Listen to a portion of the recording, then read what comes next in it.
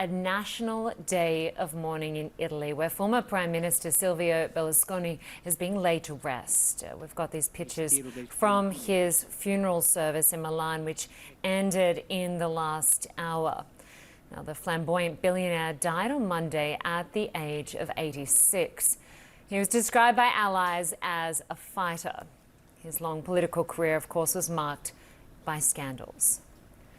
Let's go now to Rome now, and Francesco Galietti, the founder and CEO of Policy Sonar, which looks at political risks and public policy, joins us now live. Thanks for joining us. Lynda, hello, and thanks for having me on. So we've been watching these images come into us of this state funeral, this national day of mourning. Thousands of people bidding farewell to the former Italian Prime Minister. Just give us a sense of the feeling in Italy as the country bids farewell to this huge polarizing figure from Italian politics. Yes, Berlusconi has been around in Italian politics for over 20 years. This means that he's dominated a long cycle in Italian politics. Inevitably, he will, by leaving the scene, he'll leave behind a great mess, because there are many questions being asked. What will happen next? This is because of his personality, but it's also because of his record. And he's been Prime Minister several times. And again, he was Prime Minister not for 20 full years, but people my generation have been confronted with Berlusconi for all their life, virtually. And of course, you know, he was polarizing. He had endless brushes with the law. He had these notorious bunga parties. And over his lifetime, he faced dozens and dozens of charges. He was only convicted once over tax fraud and embezzlement, and eventually banned from politics. What is his legacy? How will he be remembered? He's used to be a very divisive figure, and I guess that will live on even after his death. He will remain hugely divisive. People some will love him and keep him in their hearts, and others will hate him as they hated him when he was alive. And of course, politics in Italy, or political life rather, is on pause right now since his death on Monday, and all parliamentary work stopped for 7 days. Some opposition figures are criticising this response. We heard from Brendan, the leader of the Democrats in Europe, saying a state funeral is duty, but the proclamation of national mourning appears instead to be a political choice.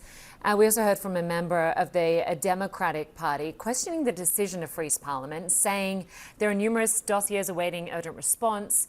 So even in death, Berlusconi and the reaction to him appears quite divisive. Yes, it is. The funny thing is that the type of mourning that he is being given is normally given to heads of state. Now, if there's one thing Berlusconi never was and never became, that is Italy's head of state. He wanted it badly, but he never made it to head of state. And so, and the irony is that now that he's no longer alive, he's getting a head of state funeral. And it's interesting looking at those who came to the funeral today in terms of international guests and world leaders. Hungary's leader Viktor Orban was there. The former British Prime Minister Tony Blair was not there.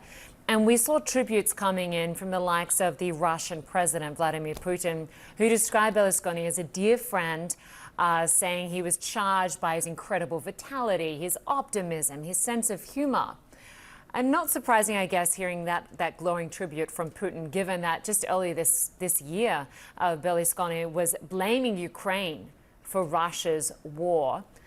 Talk to us about how Berlusconi shaped foreign policy for Italy. Here's the thing. Berlusconi was a believer in the importance of foreign policy, which is quite uncommon in Italian politics. I mean, like Berlusconi tried to frame issues from a geopolitical standpoint. And for a while, he was convinced that through his personal charm, he would be able to go where no one does. He considered Pratica di Mare, the summit of Pratica di Mare in 2003, his masterpiece. That was a moment when he was able to have George Bush shake hands with Vladimir Putin, and Erdogan was attending too. But that was a short-lived illusion. What happened after that is that the relations between Russia and the West soured, and Berlusconi's ever closer embrace with Putin made him a pariah. So this relation, these close ties that he always cultivated with Vladimir Putin were extremely toxic and ultimately doomed him. And of course, it's interesting noting his rise in politics, his rise to becoming this billionaire media mogul. He started out as a former vacuum cleaner salesman, right? Yeah, I mean, he was an entrepreneur, and he always, for all his life, he kept this entrepreneurial spirit.